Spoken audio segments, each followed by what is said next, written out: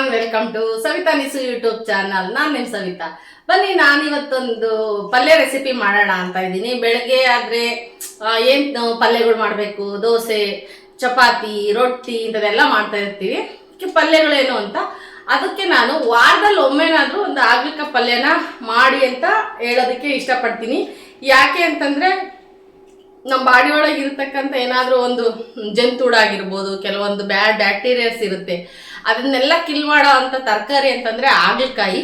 ಆ ಆಗ್ಲಕಾಯಿನ ಬಳಸ್ಕೊಂಡು ನಾವು ವಾರಕ್ಕೊಂದ್ಸರಿ ಪಲ್ಯನ ಮಾಡಿದರೆ, ಮಕ್ಕಳು ಕೂಡ ಇಷ್ಟಪಡೋಂಗೆ ಪಲ್ಯ ಮಾಡಿದರೆ, ಕೆಲವರು ಮೂಗು ಮುರಿತಾರೆ, ಅಯ್ಯೋ ಕಹಿ ಪಲ್ಯ ಬೇಡಪ್ಪ ನನಗೆ, ನಾನು ತಿನ್ನೋದಿಲ್ಲ ಅಂತ ದೊಡ್ಡವರು ಹೇಳ್ತಾರೆ. ಸಣ್ಣ ಮಕ್ಕಳು ಕೆಲವೊಬ್ರಿಗೆ ಇಷ್ಟನೇ ಆಗಲ್ಲ. ಈಗೂ ಕೂಡ ಆಗ್ಲಿಕ್ಕ ಪಲ್ಯ ಅಂದರೆ ಮೂಗು ಮುರಿಯೋರು ಇದ್ದಾರೆ. ಅವರಿಗೆ ಅಂತಾನೆ ನಾನು ಯಾವ ಥರ ಮಾಡ್ತೀನೋ ಆ ಥರ ಒಂದು ಮಾಡಿ ನೋಡಿ ಪಲ್ಯನ. ನಿಮಗೆ ಅದ್ರದ್ದು ಟೇಸ್ಟ್ ಹೇಗೆ ಬರುತ್ತೆ ಅಂತ ಗೊತ್ತಾಗುತ್ತೆ ನಿಮ್ಗೂ.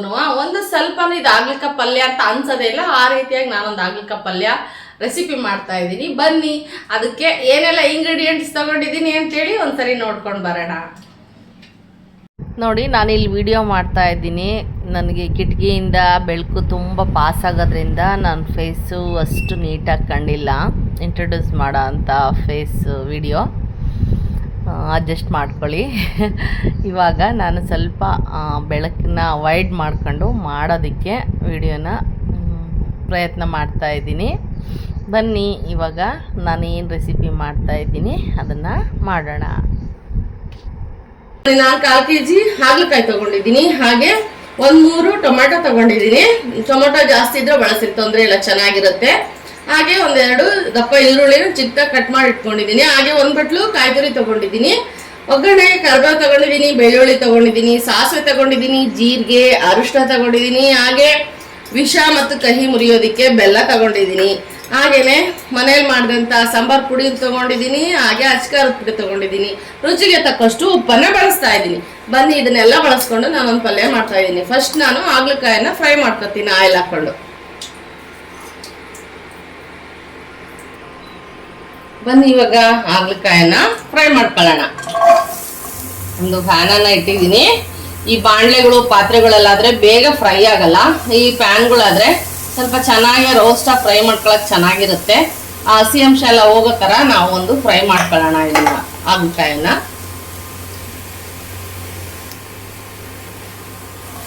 ಬನ್ನಿ, ಇವಾಗ ಹಸಿ ವಾಸನೆ ಎಲ್ಲ ಹೋಗೋ ತನಕ ಒಂದು ಸ್ವಲ್ಪ ಎಣ್ಣೆ ಹಾಕೊಂತೀವಿ ಅಂದ್ರೂ ಸ್ವಲ್ಪ ಮೈಯನ್ನು ಆರಿಸ್ಕೊಂಡು ಬಿಸಿಗೆ ಆಮೇಲೆ ಎಣ್ಣೆ ಹಾಕೊಂಡ್ರೆ ಚೆನ್ನಾಗಿರುತ್ತೆ. ಸ್ವಲ್ಪ ಹೀಗೆ ಬಾಡಿಸ್ಕೊಳ್ಳೋಣ ಖಾಲಿ ಫ್ಯಾನಲ್ಲಿ.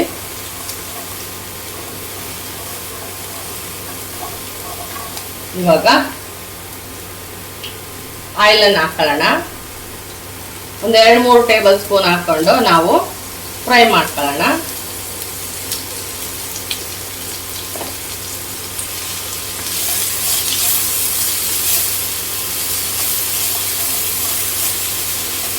ಸ್ವಲ್ಪ ಡೀಪ್ ರೋಸ್ಟ್ ಆಗಿ, ಹಂಗಾದ್ರೆ ಚೆನ್ನಾಗಿರುತ್ತೆ ಪಲ್ಯ.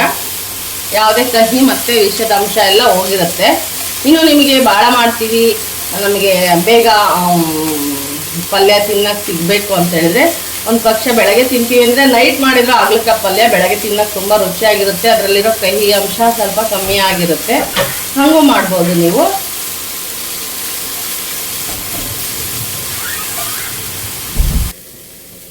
ಬನ್ನಿ, ಇವಾಗ ನೋಡಿ ಈ ಥರ ರೋಸ್ಟ್ ಆಗಿದೆ.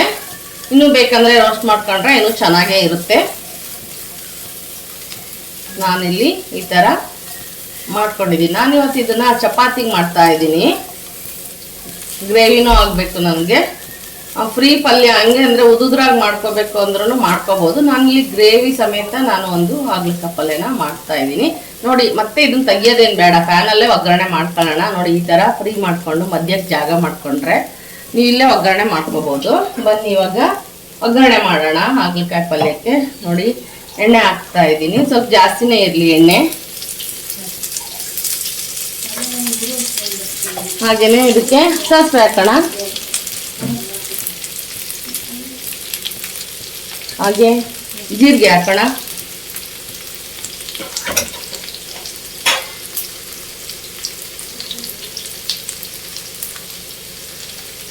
ನೋಡಿ, ಇವಾಗ ಇಲ್ಲೇ ಚಟ್ಪಟ ಅಂತ ಅಂತಿದೆ ಇವಾಗ ಸಾಸಿವೆ ಮತ್ತೆ ಜೀರಿಗೆ.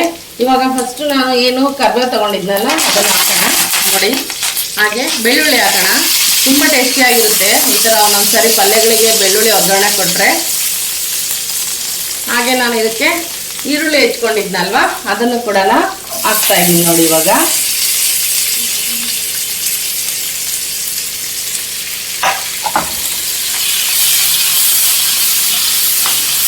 ಇಲ್ಲೇ ಫ್ರೈ ಮಾಡ್ಕೊಂಡ್ರೆ ನೆಕ್ಸ್ಟ್ ಎಲ್ಲ ಮಿಕ್ಸ್ ಮಾಡ್ಕೊಂಡ್ರೆ ಹಾಗಲಕಾಯಿ ಚೆನ್ನಾಗಿ ಫ್ರೈ ಆದಂಗೆ ಆಗುತ್ತೆ, ಒಗ್ಗರಣೆನೂ ಆಗುತ್ತೆ. ಮತ್ತೆ ಅದ್ರಲ್ಲಿ ಹಾಕು ಇದ್ರಲ್ಲಿ ಹಾಕು ಅನ್ನೋದಕ್ಕಿಂತ ಈ ಥರ ಮಾಡ್ಕೊಂಡ್ರೆ ಈಸಿಯಾಗೂ ಆಗುತ್ತೆ ಬೇಗನೆ.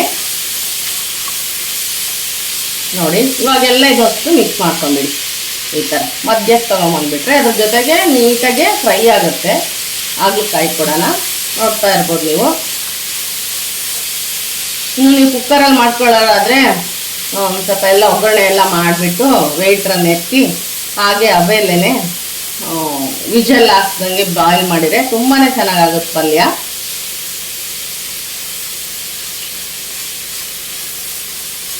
ಇವಾಗ ಬನ್ನಿ ಇದಕ್ಕೆ ಟೊಮೊಟೊ ತಗೊಂಡಿದ್ವಲ್ಲ ಅದನ್ನು ಸೇರ್ಸೋಣ.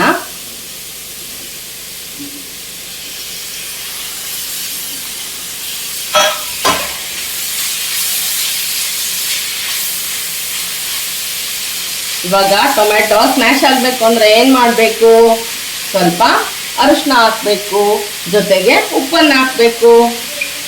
ಬನ್ನಿ, ಒಂದು 1/4 ಟೇಬಲ್ ಸ್ಪೂನು ಅರಿಶಿನ ಹಾಕಿದ್ದೀನಿ. ಹಾಗೆಯೇ ಉಪ್ಪು ಕೂಡ ಸೇರಿಸ್ತೀನಿ.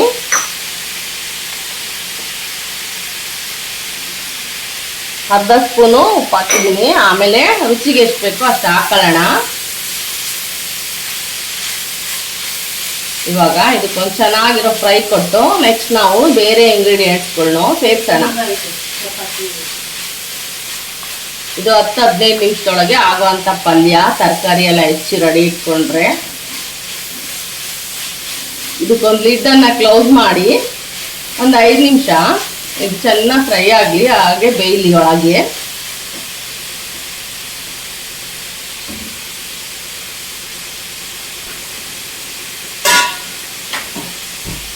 ಈ ಲಿಡ್ಡನ್ನು ಕ್ಲೋಸ್ ಮಾಡೋಣ.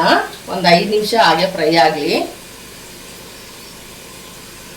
ಮಾತಾಡೋದು ಬನ್ನಿ. ಇವಾಗ ನೋಡಿ ನೀರಿನ ಅಂಶ ಎಲ್ಲ ಹೋಗೋ ಥರ ಫ್ರೈ ಆಗಿದೆ. ಅಷ್ಟು ಚೆನ್ನಾಗಿ ಆಗ್ತಾ ಇದೆ ನೋಡಿ. ಇವಾಗ ಇದಕ್ಕೆ ನಾವೇನೆಲ್ಲ ಇಂಗ್ರೀಡಿಯೆಂಟ್ಸ್ ತಗೊಂಡಿದ್ವಲ್ಲ ಅದನ್ನ ಒಂದೊಂದೇ ಆಗಿ ಹಾಕ್ತಾ ಬರೋಣ. ನಾವು ಫಸ್ಟ್ ಇಲ್ಲಿ ಕಾಯಿ ತುರಿ ತಗೊಂಡಿದ್ವಲ್ಲ ಆ ಕಾಯನ್ನು ಹಾಕೋಣ. ಅಷ್ಟು ಒಂದು ಬೌಲಷ್ಟು ಕಾಯಿ ತುರಿ ತಗೊಂಡಿದ್ದೆ, ಹಸಿ ಕಾಯಿ ತುರಿ. ಇವಾಗ ಬೆಲ್ಲ ತಗೊಂಡಿದ್ವಲ್ಲ ಅದನ್ನು ಸೇರಿಸೋಣ.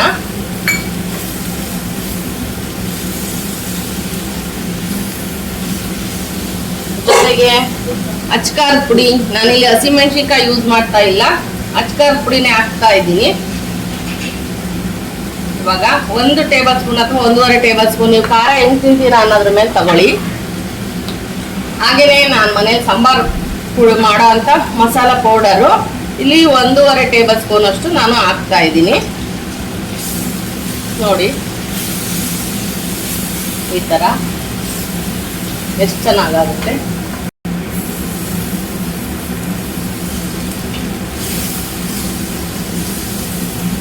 ನಿಮಗೆ ಗ್ರೇವಿ ಬೇಕು ಅಂದರೆ ಸ್ವಲ್ಪ ನಾವು ನೀರನ್ನು ಇಟ್ಕೊಂಡಿರ್ಬೇಕು. ನಾನು ಈ ಗ್ರೇವಿನೇ ಮಾಡ್ತಾ ಇರೋದ್ರಿಂದ ಆಗ ನೋಡಿ ಸ್ವಲ್ಪ ನಾನು ಇಲ್ಲಿ ನೀರನ್ನು ಸ್ವಲ್ಪ ಮಿಕ್ಸ್ ಮಾಡ್ಕೊತಾ ಇದ್ದೀನಿ. ಹಾಗೆಯೇ ಸ್ವಲ್ಪ ಉಪ್ಪು ಹಾಕಿದ್ನಲ್ವ, ಇನ್ನು ಸ್ವಲ್ಪ ರುಚಿಗೆ ಉಪ್ಪನ್ನು ಹಾಕ್ತಾ ಇದ್ದೀನಿ. ಇದನ್ನೆಲ್ಲ ಕೂಡಿಸ್ಬಿಟ್ಟು ನಾವು ನಮಗೆ ಎಷ್ಟು ಕ್ವಾಂಟಿಟಿ ಸ್ವಲ್ಪ ನೀರು ಬೇಕು ಅಷ್ಟನ್ನು ಮಿಕ್ಸ್ ಮಾಡಿ ಒಂದು 5 ನಿಮಿಷ ಇದು ಬೇಯಲಿ. ಸಾಂಬಾರು, ಖಾರದ ಪುಡಿ, ಉಪ್ಪು ಎಲ್ಲ ಬೆರೆತು ಸಮರಸವಾಗಿ ಬೆಂದರೆ ತುಂಬ ಟೇಸ್ಟಿಯಾಗಿರುತ್ತೆ. ಇಲ್ಲ ನಮ್ಗೆ ಇಷ್ಟೇ ಸಾಕು ಅಂದರೆ ಈ ಥರ ಮಾಡ್ಕೊಂಡು ತಿಂದ್ರೂ ತುಂಬಾ ಚೆನ್ನಾಗಿರುತ್ತೆ. ಕೆಲವೊಬ್ಬರು ನಮಗೆ ಗ್ರೇವಿ ಚೆನ್ನಾಗಿ ಡ್ರೈ ಪಲ್ಯ ಬೇಡ ಅಂತಾರೆ.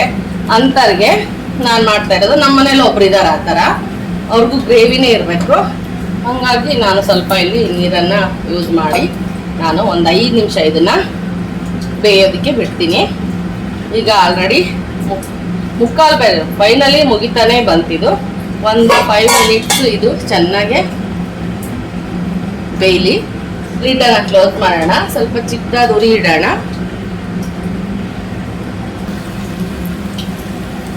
ಬನ್ನಿ ಇವಾಗ ನೋಡಿ ಫೈನಲಿ ಪಲ್ಯ ಮುಗೀತು.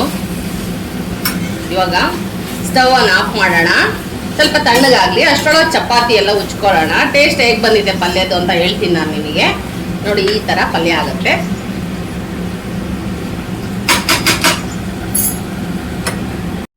ನೋಡಿ ಪಲ್ಯ ಈ ರೀತಿಯಾಗಿ ಬಂದಿದೆ, ತುಂಬಾ ಚೆನ್ನಾಗಿದೆ.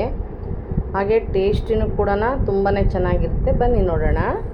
ಬನ್ನಿ ಇವಾಗ ಹಾಗಲಕಾಯಿ ಪಲ್ಯ ಟೇಸ್ಟ್ ಹೇಗಿದೆ ಅಂತ ನಾನು ತಿಂದ್ಬಿಟ್ಟು ನಿಮಗೆ ಟೇಸ್ಟನ್ನು ಹೇಳ್ತೀನಿ. ತುಂಬ ಹೆಲ್ತಿ ಫುಡ್ ಅಂತಲೂ ಹೇಳ್ಬೋದು. ಇದು ವಾರಕ್ಕೊಮ್ಮೆ ಹಾಗಲಕಾಯಿ ಬಳಸೋದನ್ನ ಅಭ್ಯಾಸ ಮಾಡ್ಕೋಬೇಕು. ಅದರಲ್ಲೂ ಶುಗರು ಏನಾದ್ರು ಇರೋ ಅಂತಾರಾದರೆ ಅದನ್ನು ಬಾಯ್ಲ್ ಮಾಡಿ ಒಂದ್ಸರ್ತಿ ಅದ್ರದ್ದೊಂದು ಗ್ಲಾಸ್ ನೀರು ತೆಗೆದು ಮತ್ತು ನಾವು ಪಲ್ಯ ಮಾಡ್ಕೊಂಡ್ರೆ ಅವರಿಗೆ ಒಳ್ಳೆ ಒಂದು ಕಷಾಯ ಕೊಟ್ಟಂಗಾಗುತ್ತೆ, ನಮಗೊಂದು ಒಳ್ಳೆ ಪಲ್ಯನೂ ಆಗುತ್ತೆ. ನಾನು ಈ ಥರ ಪಲ್ಯ ಮಾಡ್ತೀನಿ ಯಾವಾಗಲೂ.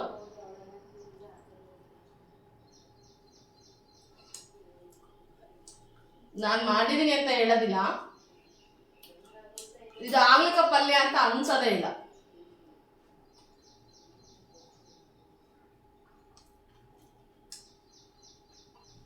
ಅಷ್ಟು ರುಚಿವತ್ತಾಗಿದೆ. ಸ್ವಲ್ಪ ಕಹಿ ಅಂತಾನೆ ಅನ್ನಿಸ್ತಾ ಇಲ್ಲ. ನೋಡಿ ಇವಾಗ ಸೀಸನ್ ಅಲ್ಲ, ಹಾಗೆ ಜೊತೆಗೆ ನಾನು ಆಲ್ರೆಡಿ ಸೀಕರಣೆ ಕೂಡ ಮಾಡಿದ್ದೀನಿ.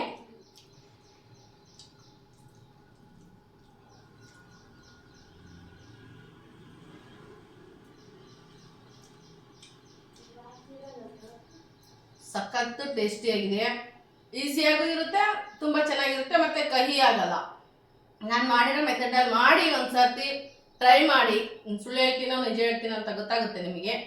ಅಷ್ಟು ಚೆನ್ನಾಗಿರುತ್ತೆ ನೋಡಿ. ಹಾಗೆ ನಿಮ್ಗೆ ಈ ವಿಡಿಯೋ ಇಷ್ಟ ಆಗಿದೆ ಅಂತ ಅಂದ್ಕೊತೀನಿ. ಇಷ್ಟ ಹೇಳ್ತಾ ನೆಕ್ಸ್ಟ್ ವಿಡಿಯೋದಲ್ಲಿ ನಾನು ನಿಮ್ಮ ಜೊತೆ ಸಿಗ್ತೀನಿ. ಬಾಯ್, ಮತ್ತೆ ಸಿಗೋಣ.